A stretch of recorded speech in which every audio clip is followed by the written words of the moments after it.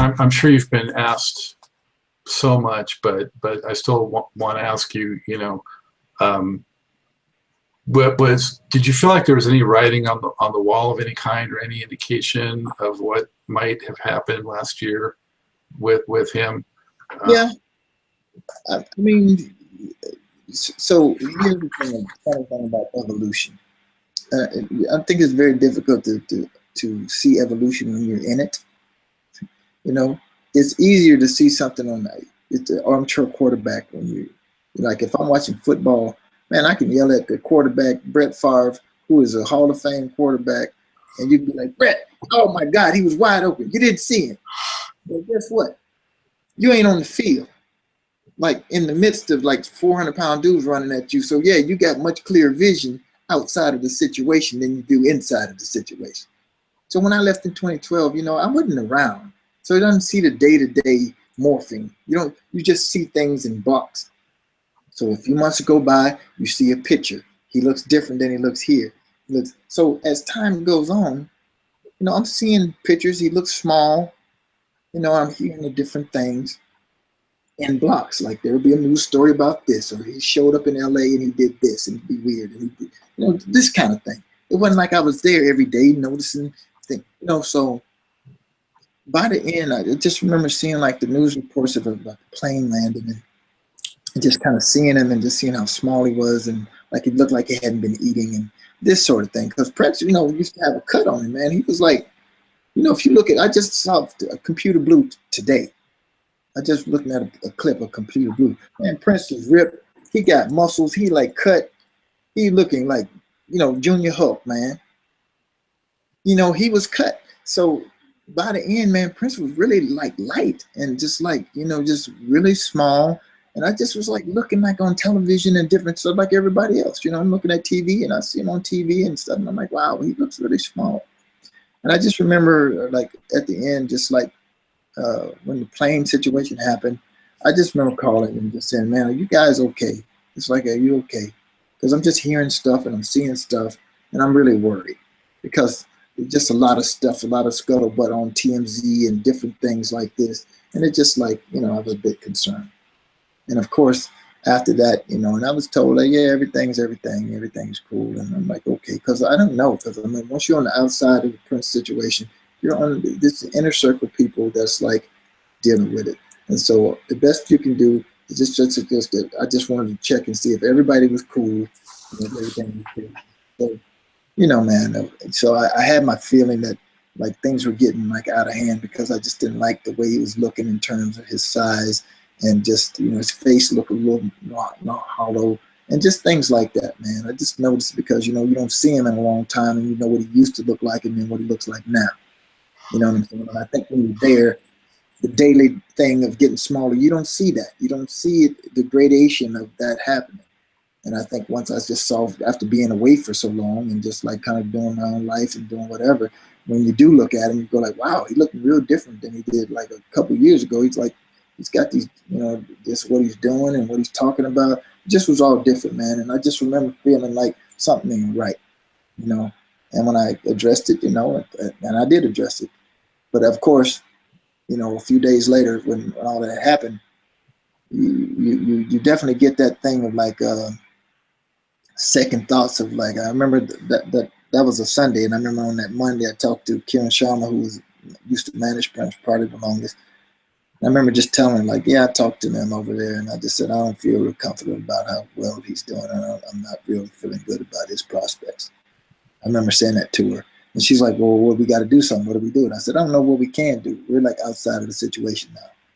I said, so I said, they got to handle it inside the circle. They have to handle it because we're outsiders. And I think if we go down there, that's going to, you know, we're going to be like, what do you guys want? You know?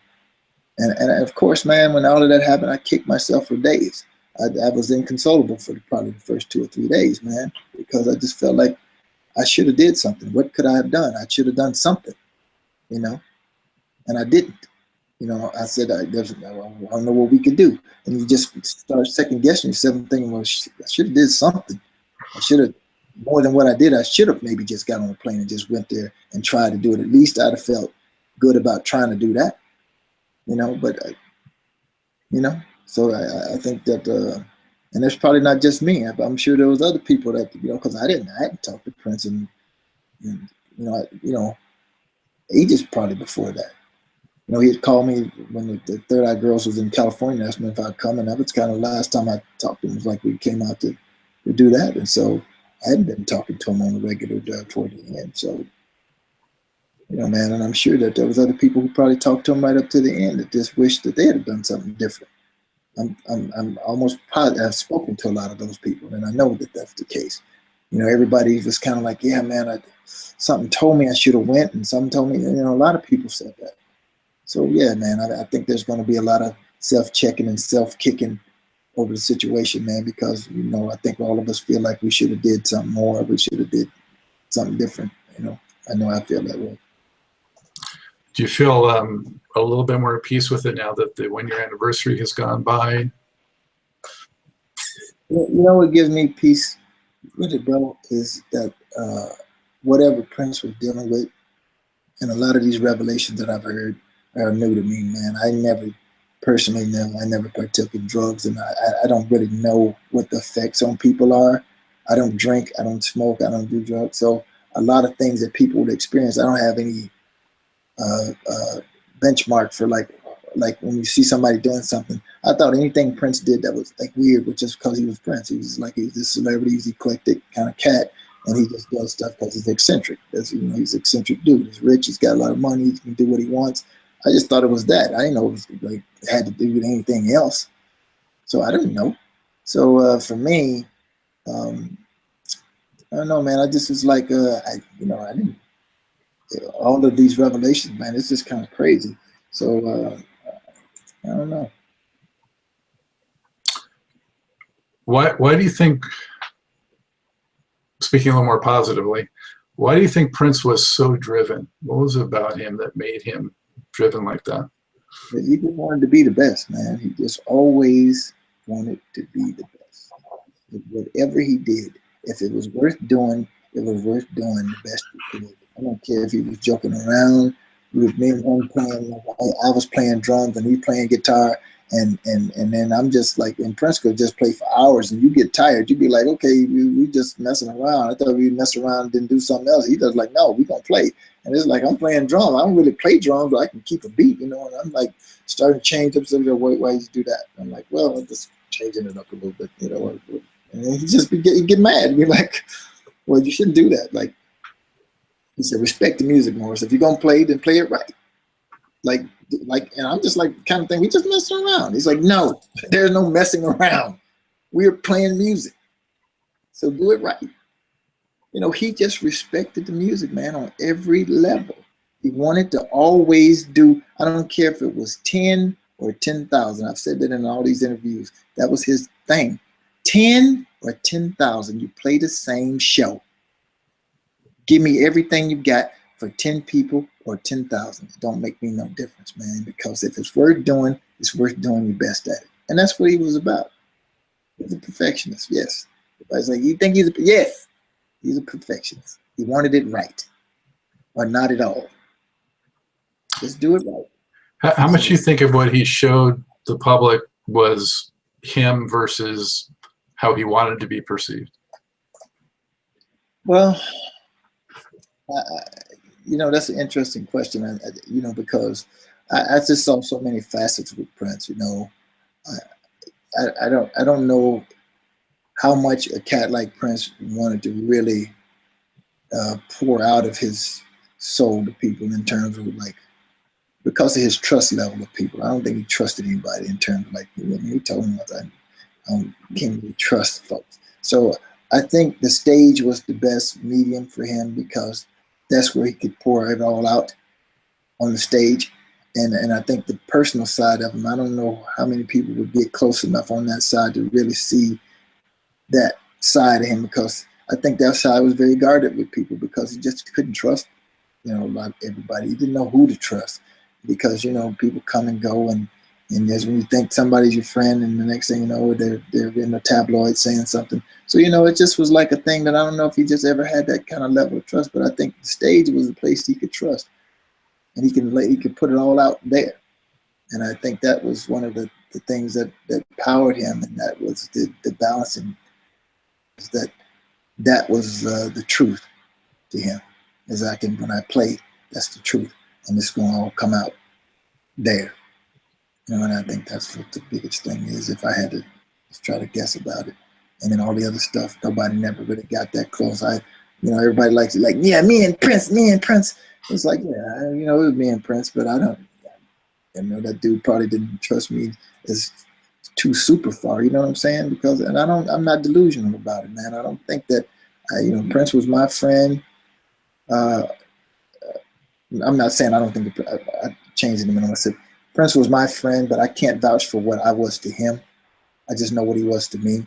He treated me like a friend, and I was his friend. So I was cool with that relationship. I don't know what his thing was, but all I know is that he treated me with respect, and he treated me great.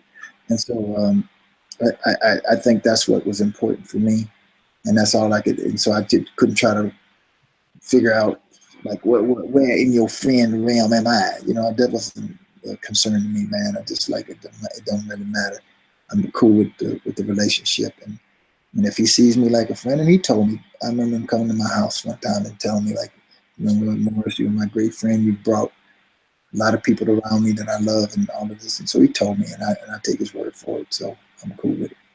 Nice. Do you think greatest of all time? Yes or no?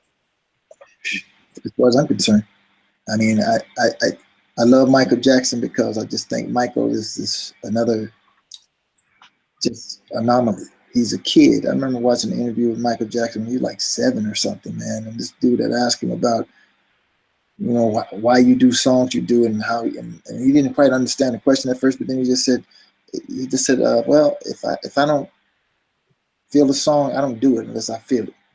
Like, dude, you're 7. You don't know nothing, man. How you feel something? You don't know what love is. You're 7. But that's not necessarily correct. Michael Jackson had a level of something that he was an anomaly. And so Michael was a great entertainer. I think Prince is the greatest well-rounded musician I ever seen. And I'm not just saying it because, that's my dude. And I really, if I had pound for pound, when you think about who are all the greats, Sinatra, Elvis, who people say are the great, Jimi Hendrix and all those people. Stevie, who could do everything to that level like Prince could do. Stevie is a dope keyboard player, dope singer. I ain't never seen Stevie cut a rug like Prince.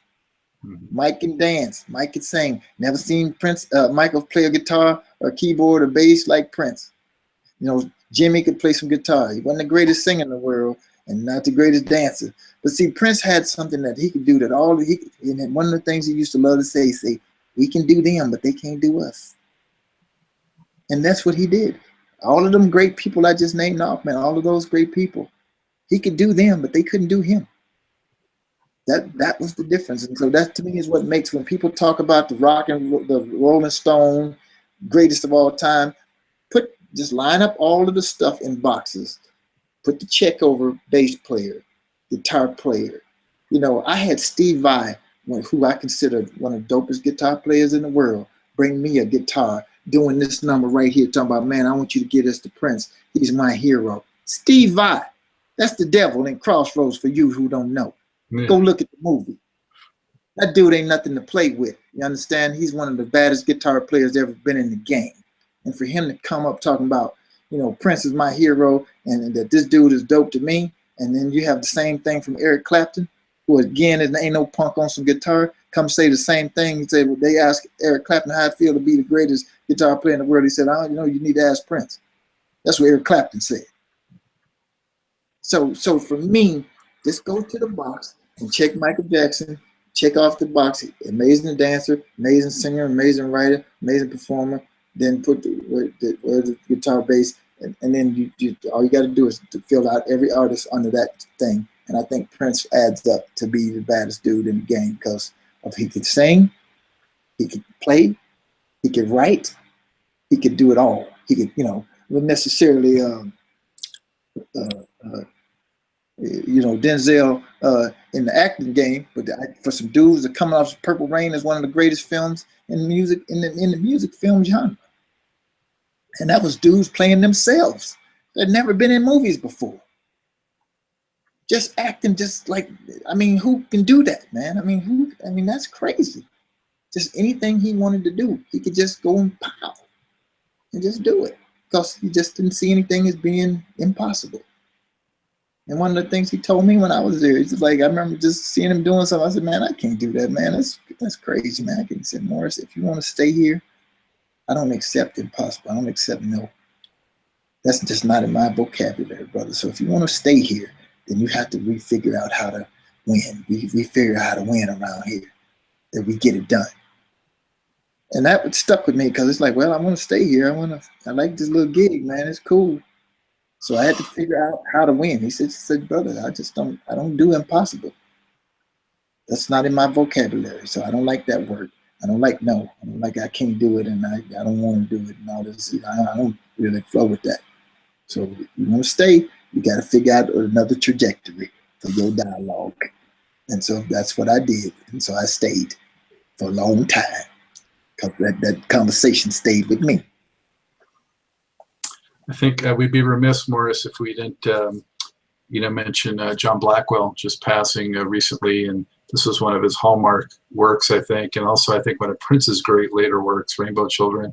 So, he was a powerhouse on drums, but here he was, really. I think Greg Boyer called him a sweetheart of a guy. So, what can you tell us about Blackwell?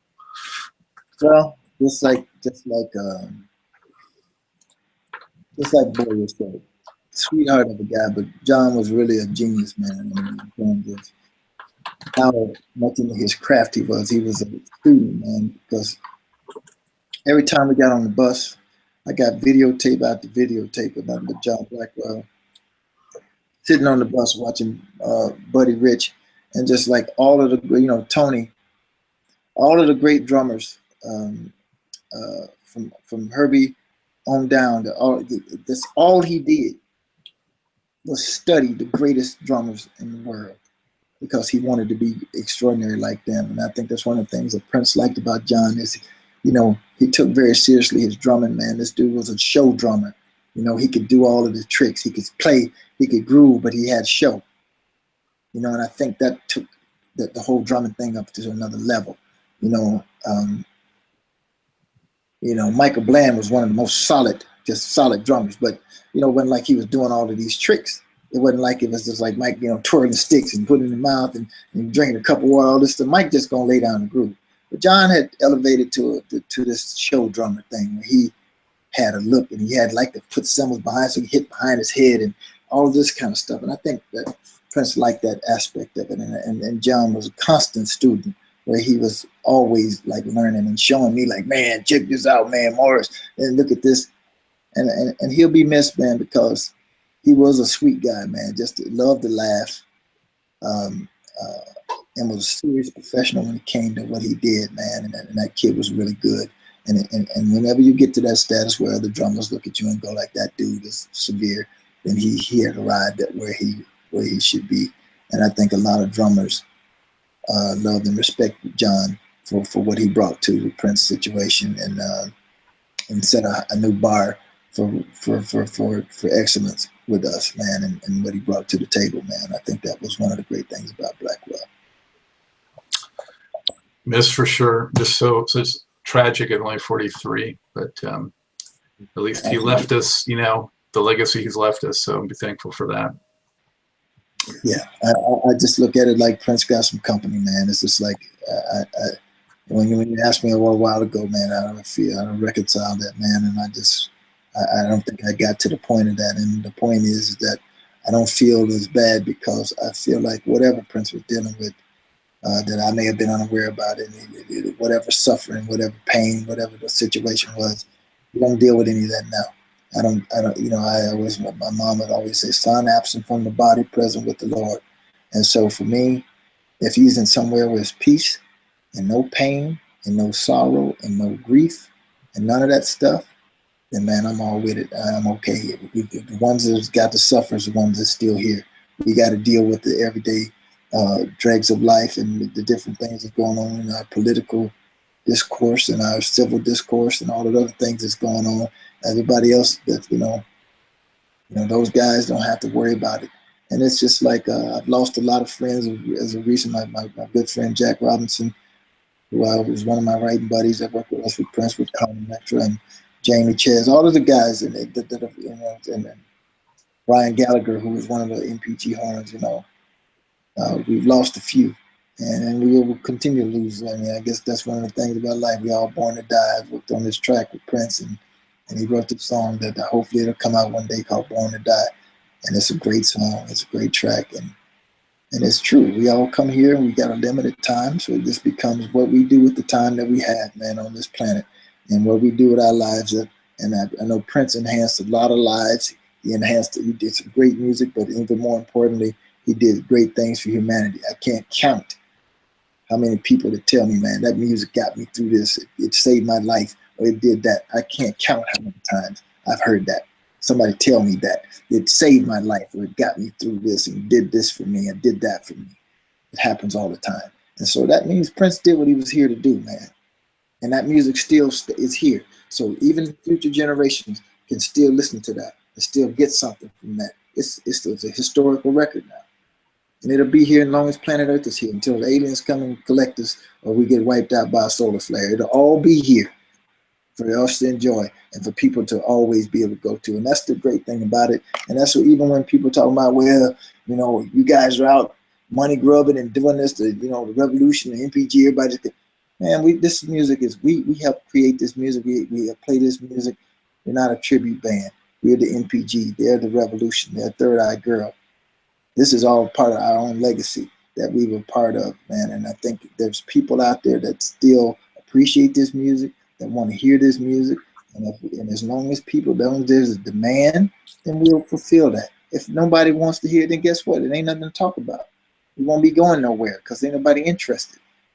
But as long as there are people who are, then we'll do that. Or some version of us will do that, or whatever the case is. I think for those who don't like it, then you know what to do. Don't participate. Don't worry about it. But I think there is a demand for this great music because it is great, and he had something to say. And I know that if I was standing on the outside, I would want to hear it, because I used to go to those shows, man. I used to say, I went to see Prince. I got a ticket in my pocket from the show I went to see that made me want to do it in the first place. And so that was inspirational to me. So I can only imagine what it is for somebody else. So I get it, man. And I would want to see it. I would want to have an opportunity, especially if you never saw Prince and never saw any one of his bands. And then these are people who work with him the closest. So that's why I support what the Revolution is doing. I support what the NPG is doing. If Third Eye Girl go out, I support them too. Shelby J, Liv, Lisa, all of us. Because they're all children of this situation. They're all from that family tree. It's just like saying, like, well, since Sam Walton died, the kids should just roll over too. They shouldn't run Walmart. They should just roll over. I mean, they're all kids of Sam Walton. I mean, I hate to use them at Walmart because I ain't necessarily, But the bottom line is they're all from that lineage. We're all from the Prince camp. We all came from these experiences and everything. So I think us being there, helping create that music and helping play that music, and in most of the cases, because Prince created the vast majority of all of that music, but we played on it and put our input musically into it. And so I just think that's worth something. And I think it's something that I know if I was on the other side, I would want to see. And like I said, as long as there's demand, we'll do what we can to fulfill it, man. No question, Morris. I mean, I know I want to see it and hear it. And, let's talk about that a little more. NPG is out there. You've done some shows. You were just in Europe. And actually heard one of the shows from earlier this month, sounding good. It was a real good mix of, all the way back to the early records and through all the years, a couple of NPG songs, and bringing the funk. So what's coming up as far as that goes? Well, man, we're really grateful that we've signed up to work with ICM, and ICM is one of the biggest agencies in Hollywood in terms of booking agents. We're really pleased to be working with them, man, and they're gonna book us out on some shows in Europe. we'll probably do the U.S. in March, April, and then some more of the festivals again, probably next summer. But definitely, man, I think we're looking forward to being able to play more shows. The shows weren't really cool, of course, man. We didn't have a lot of time to kind of, even for all of these things that we've been doing, man, all of the celebrations, like the one in October. I mean, we had 8 days to kind of put 52 songs together, man. I mean, I wanted it to be a long show. I wanted it to be what people were used to, but we only had a short amount of time to kind of do it. So a lot of people were like, well, it was kind of a little raggedy here and spots, but the idea was to really get as much music and as much an experience for people who paid all this money, came all of this way.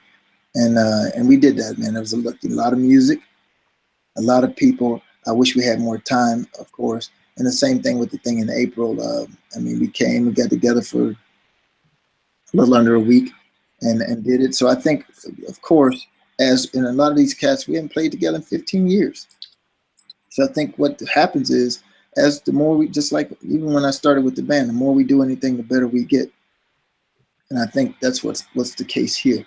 As we, we gel with the guys and everybody gets acclimated back to doing how we used to do. You know, man, some of these cats been doing like regular jobs and all this kind of stuff. And it's just like to jump back in at this level, at this intensity, is not an easy feat, man, because it requires a lot of time, a lot of activity. You have to be in condition. That's one of the things about doing it. We used to play basketball all the time, just kind of keep our stamina and condition, running across the stage. If you want to have that energy, you have to work out and really like get your stamina where you can just like do 2 hours in some super hot conditions and all this kind of stuff. When you're not looking like you're just like out of breath. And I think that sort of thing, you have to work and get yourself back into that place. But all things considered, I think this band did great. And just coming out, they remembered the training, they remembered how it was doing these songs, and everybody pulled it together because they were stellar musicians. And so I'm really pleased with the band.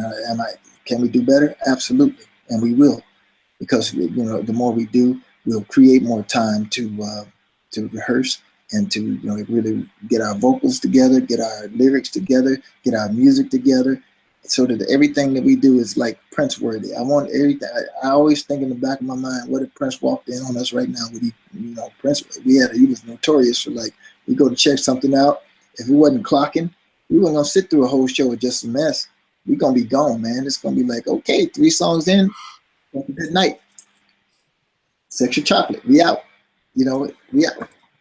So I always think, would he do the sexual chocolate and do the okay, we out of here, And so everything has to live up to that litmus test there. Would it pass that test of him getting up and walking out on it? And I would always think that we got to do something that just like if we can hold his attention, then we can hold it, because Prince would tell you in a minute, if I'm bored, I figure everybody else is too.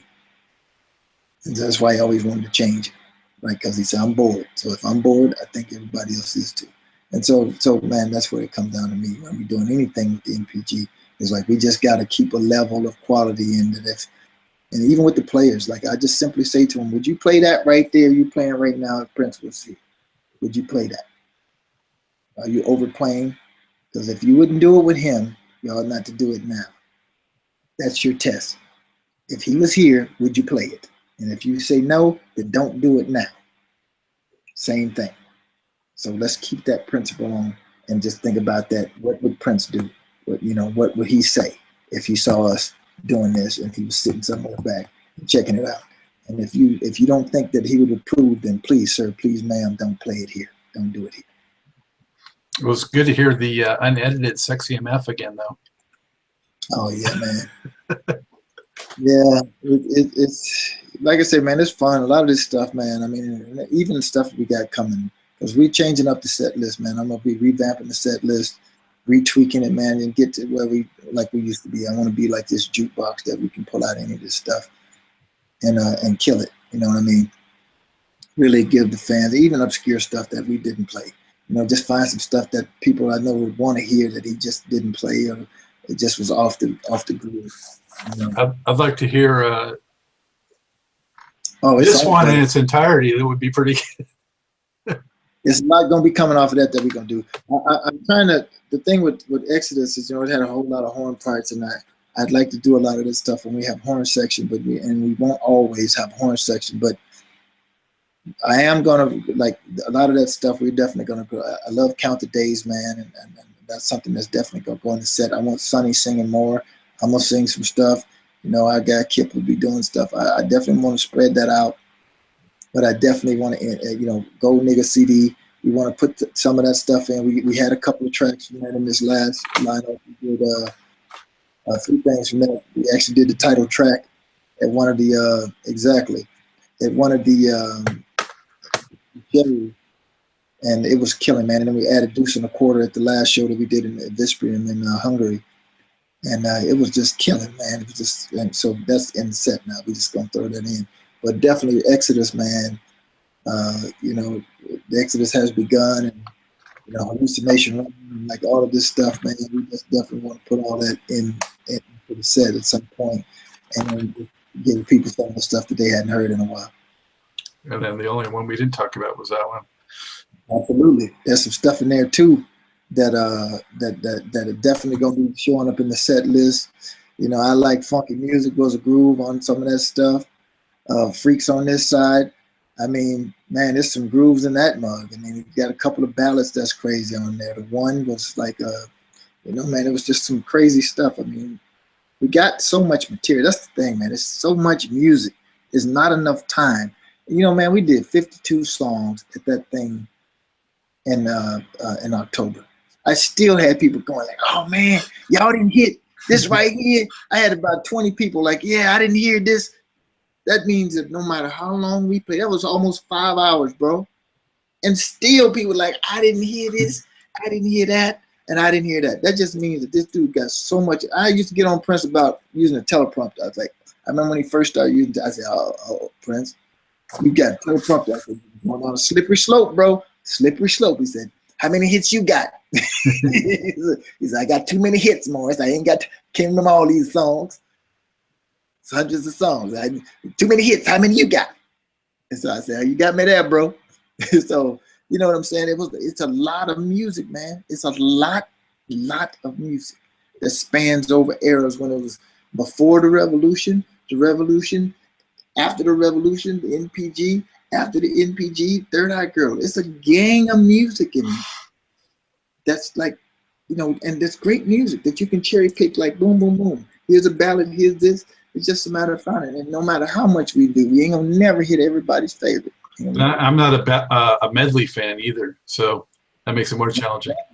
And it makes it challenging because that's what we do. A lot of songs are very short, man, because in order to squeeze everything in, and that's what you miss a lot of the good stuff out of Prince songs when you shorten them, because that's what made some of that stuff so crazy. The bridges and some of the other parts of the music, the solos and other things that just like made the song the song. It's more than the hook, yeah. Yeah, more than the hook. And so that's the thing, man. And it just finding the right balance. And that's my job as an MD, you know, to just try to pick the best parts and, man, and just try to get a consensus. I even put on like Facebook and different things. Sometimes I just put on there, you know, what would you the fans like to hear? And then I just take a consensus of all of the things I read. And if I start seeing a familiar thread pop up, especially with some obscure stuff, I said, let's pick that out. Let's pull that and let's do that because enough people want to hear that. You know, because we do want to focus on what people want to hear. We don't want to play something so off that people are like, I don't remember that, or I don't know what that is. And, you know, we definitely want to try to please the majority of the people that pay and come out, man. We want to do something that everybody can resonate with and go like, oh yeah, yeah, that's cool. That song right there. Yeah. I remember that. You know. Who's doing most of the singing?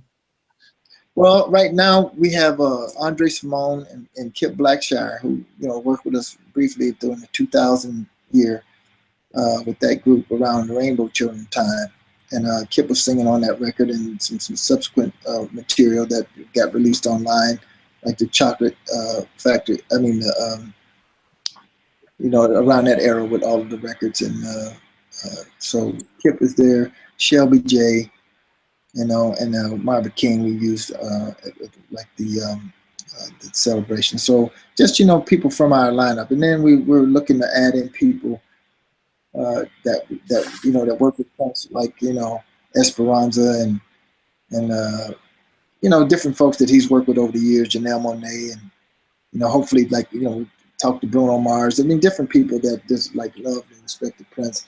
If we, get them to come in and do stuff here and there, I mean, that'd be cool. Nick Acosta, different folks like that, man. That Prince loved a lot, and and like working with. So hopefully we'll be able to use different folks like that to come in and hit some stuff. And then, like I said, most of the heavy lifting we'll do as the band. I'll sing some stuff.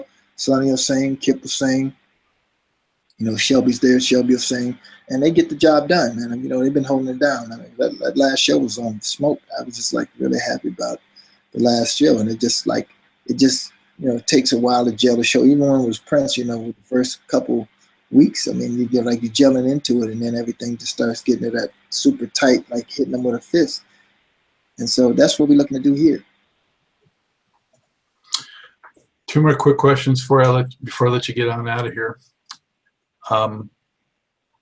General questions.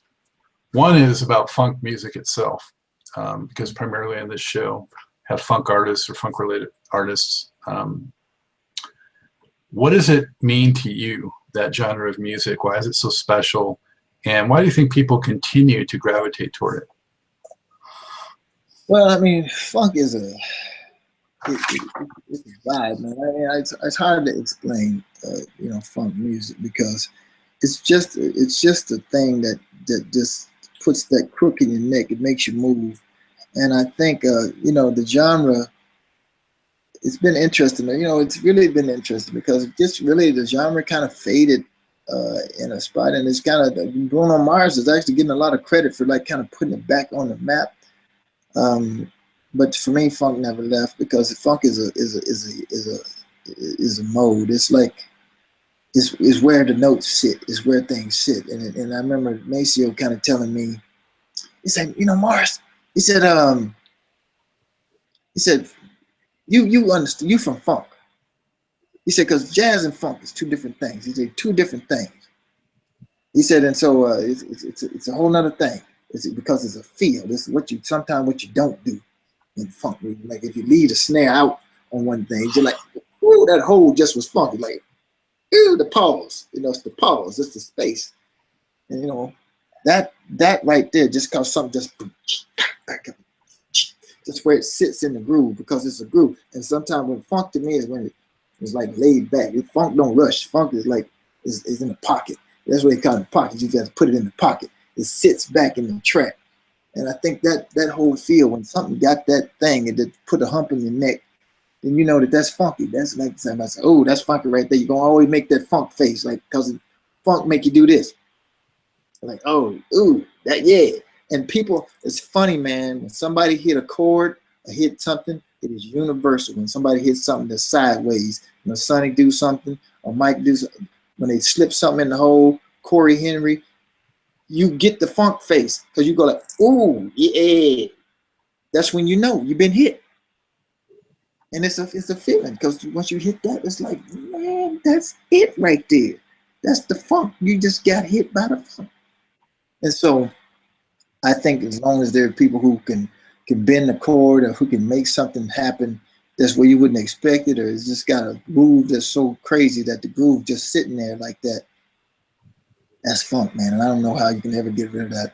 I always know when we catch a groove and it's like moving like that. Prince used to tell me about how when we go see Parliament, he says sometimes it would be so crazy because so many people said, but man, when they catch a groove, it's like magic. You can't mess with it. You can't touch it.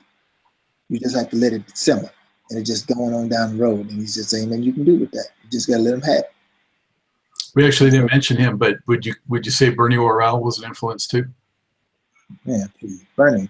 That's the sensei, man. I mean, Bernie, because Bernie's got that classical background, man. And so just what he brought to funk with that classical slash, it was just a whole nother thing, man. And I mean, it's just like his bass synth stuff is the kind of stuff that's like legend. I went and told Bob Moog, like, bro, I'm glad for your contribution to music so that Bernie Worrell could play this thing. I got a chance to tell Bob that. Just like your contribution to music, it will always be remembered, man. Because the stuff Stevie did and what Bernie did is like, and Herbie, I mean, all this stuff is crazy that they could do that. And take an instrument and just make it sing on its own like that, man. And Bernie was the funk god, man. As far as keyboard players or funk keyboard players, him, Junie Morrison, like all them cats, man. You know, Butch. I mean, Sly. I mean, funk players that's like crazy like that, you know. And Billy Beck from Ohio Players. I mean, man, bro, these are some cats that are like the Justice League of funk, you know, like that group of cats, man. And so that's when I listen to stuff, and listen to George Duke and like all of them cats, man. And it's just like that's where it's at. Herbie, you know, because Herbie's got to be one of the most versatile cats when you talk about could do funk, but then can go in some straight ahead jazz swinging like apes. You know, that dude is crazy. Just shift gears on you and you just in a whole nother galaxy. Because he could go there. He could go to like, you know, around midnight and then go to Rocket, you know, and go do that. Billy Preston. I mean, bro, come on. You can't help it. But when you go pull out them records, it still resonates now. Because them dudes are just like, you know, it's just crazy.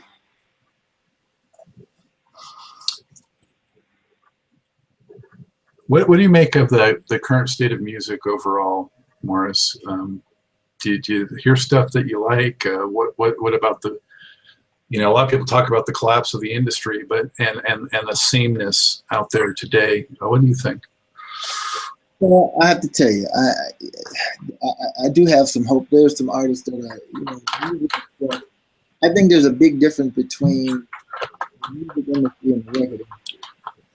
There's a big difference, you know. Like a lot of people talk about the business itself, but there's two industries that's happening: there's the music industry and there's the record industry. I think the record industry is in the throes. It's like they're trying to figure it all out. Music industry, there's a lot of stuff going on because now you have artists that can be overnight sensations on YouTube.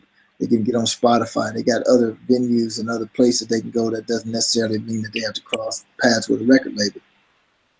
And I think a prime example of just an incredible artist is this group that I remember Prince was in the car telling me about this group that he had found on the internet. He was in the car. He was like, I found this, you know, he like this surf on the internet all the time, looking for new stuff and new interests and stuff. And he found these girls and he said, I found this group called King on the internet. I like their music. No, that's not the way he said it first. He said, I found these girls on the internet. I like their songs. The music, they're really good, and we want to like have them open for us, and we want to help them. Have you heard of a group called King? And I said, King? He said, yeah. I said, Prince, that's Paris. And he's like, what? He said, Paris. I said, she came to your studio when you had open house. She was the one playing the piano. I said, I did that record at my house. So he's like, what? I'm like, yeah, they live down the street from me in LA. He was the air just came out of him because he was just like, dude, like, do you know everybody? And I'm like, yeah, I know them. And so they are amazing. I mean, Paris Strother and her sister are just unbelievable. And they're incredible. I mean, they're just like what they give me. It's like when I heard Jill Scott. It was like in that period, I was like really sad on music. And then Jill Scott came along and I just said, music is saved. I said, she saved it. Because here's a girl that didn't fit in the cookie cutter mode or like all of the other female singers. And it's just like, this girl's got something to say. She got vocals, she got lyrics, she got the whole 9 yards. And she wasn't this typical thing. And I just was like so happy about that. I was just like, thank you, God. It's some real music, real singers, and all of this other kind of stuff. It wasn't about, you know, all of this other foo-foo stuff. It was about content and real stuff. And I think that, and so here we are with King. We are King. And it's the same. It's extraordinary, it's incredible music to the like Stevie loves it. And Erykah Badu loves it. Prince loved it. And I remember giving him Paris's demo of the songs. I took it to him and he said, what do you think? I said, I like everything, man. Everything on this record. I mean, on this CD I'm giving you, I love it.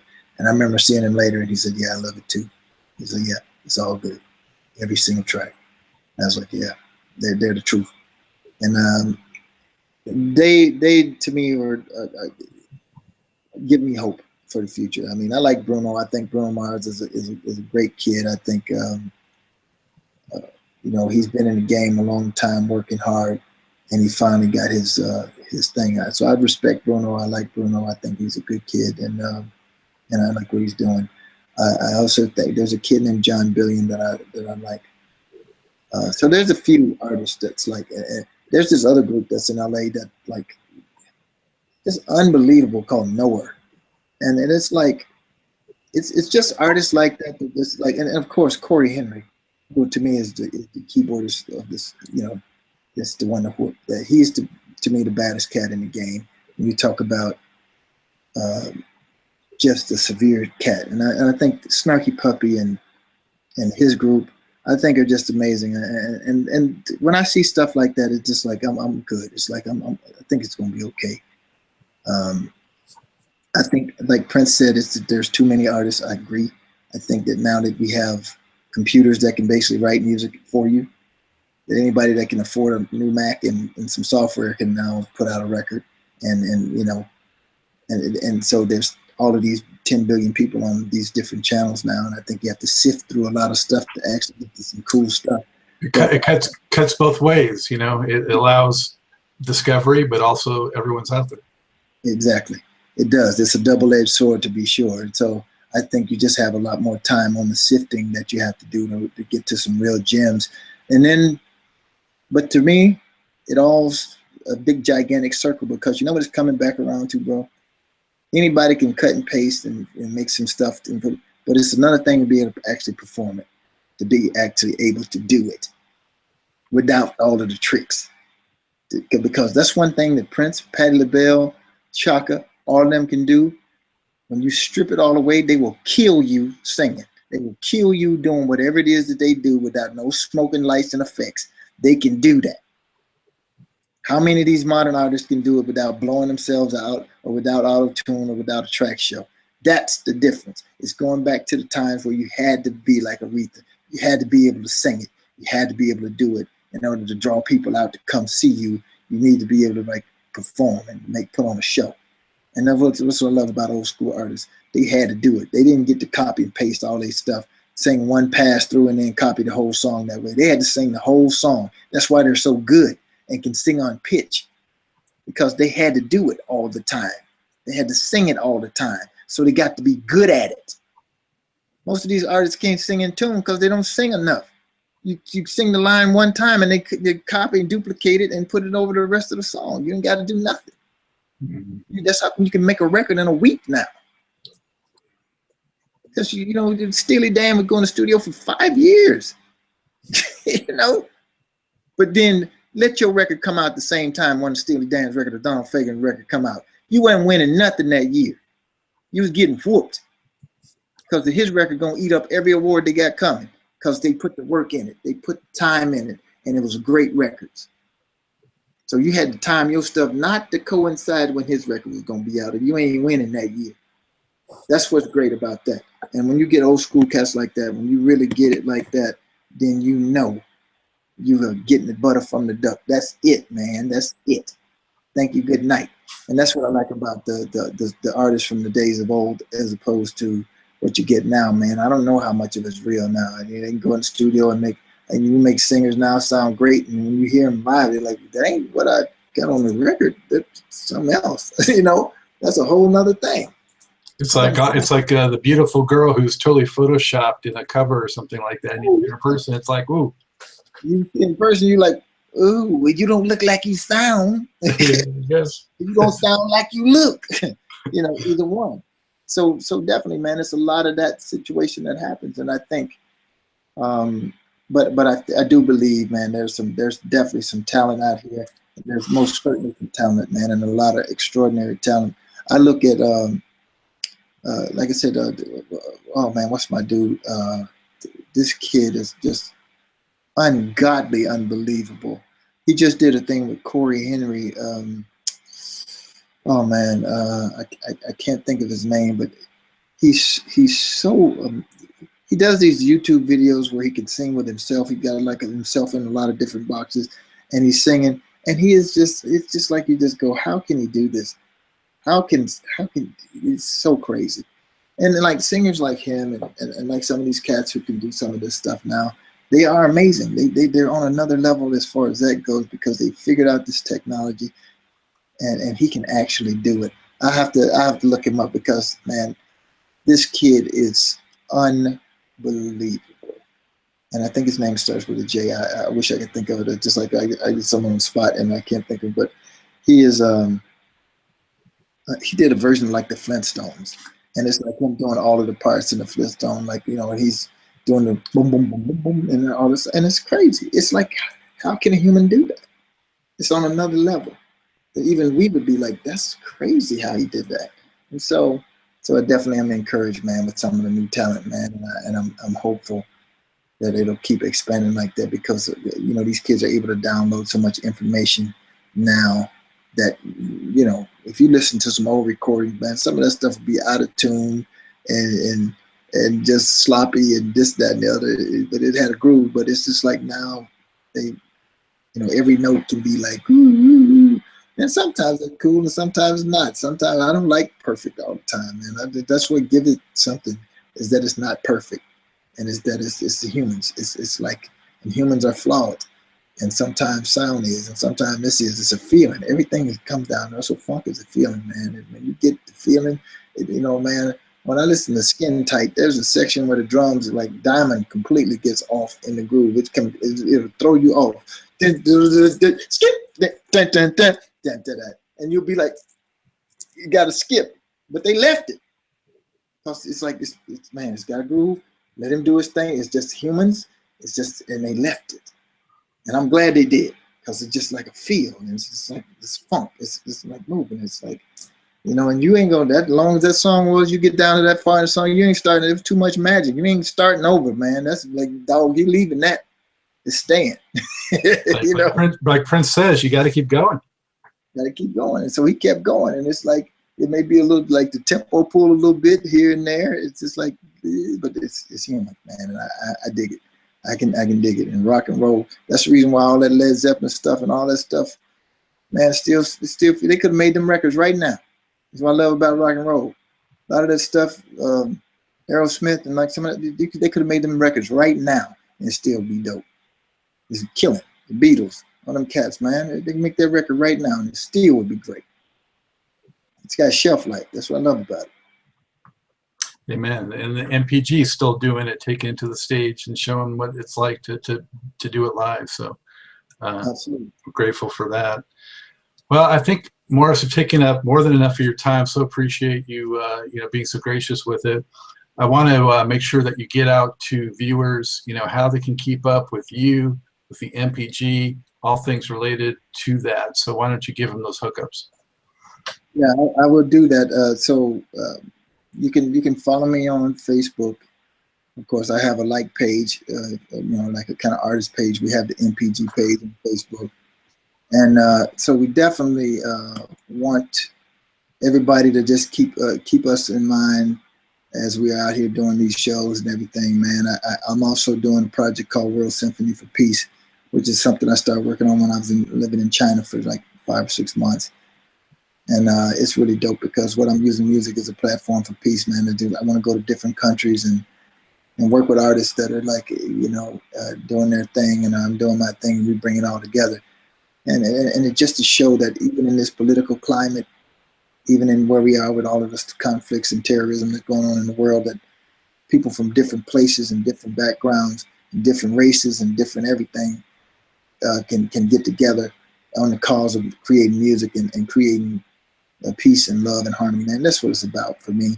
And, you know, I know it sounds like some lofty, crazy stuff and, you know, peace, love, and harmony. It's so hippie, but it's really real, man. It's like we need more love. We need more to be together. This world is going to see some pretty terrible things, and human beings need to get together. We need to all work together for a better planet, for a better people.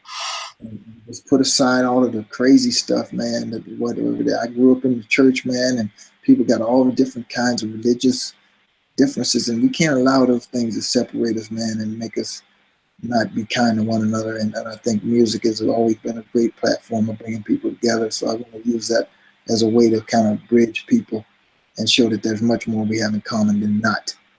You know, so World Symphony for Peace, we're going to be working on that, and the NPG, and just anything that's about positive moving forward. That I want to be a part of that. So please keep an eye out, Mr. Hayes, and I'm going to start getting better about my social thing with the, you know, it's so many things, man. You got Twitter, you got Instagram, and all of these things, and it's like there's not enough hours in the day, but that's the times we live in. So I got people that's like, Morris, you got to go and put your thing on there, hashtag it, do it, bro. So I'm going to do it. I'm going to put it on there.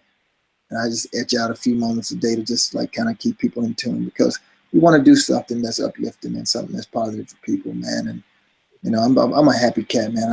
I've come to this place in life. It don't take a whole lot for me to be real cool, man. I'm just grateful for friends and family. And when you're here with them, you know, man, as people getting older and, you know, things set in, you just appreciate what you have in friends and family, man. And so I just think it's about all of that. It's about love, and it's about really making sure that people are cool in life and that we all enjoy this journey together, man. So that's what I'm about, man. So check it out, NPG site, Mr. Hayes.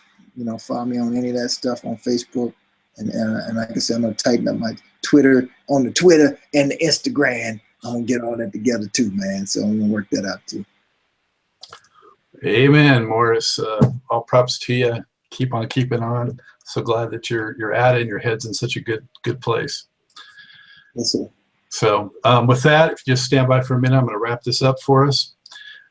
Time to wrap up this edition of Truth and Rhythm. A huge thanks again to my special guest, Mr. Morris Hayes, one of Prince's most respected bandmates and members of the NPG. Morris, thank you again so much for all your time. I appreciate being here, man. Thank you for the time. Sincere thank you also to viewers and listeners. Be sure to be on the lookout for upcoming Truth and Rhythm episodes. Catch up with previous installments at funkinstuff.net, on YouTube, iTunes, and other leading providers. Please like, share, comment, and subscribe. And if you're an artist or a music industry figure who wants to be on the show, or a fan who wants to see a particular artist on the show, drop me a line at scottg@funkinstuff.net, and we'll try to get that hooked up. Until next time, on behalf of Mr. Morris Hayes, this is Scott. This is Scott, Dr. Scott Goldfine, saying, keep on vibing to the rhythm of the one.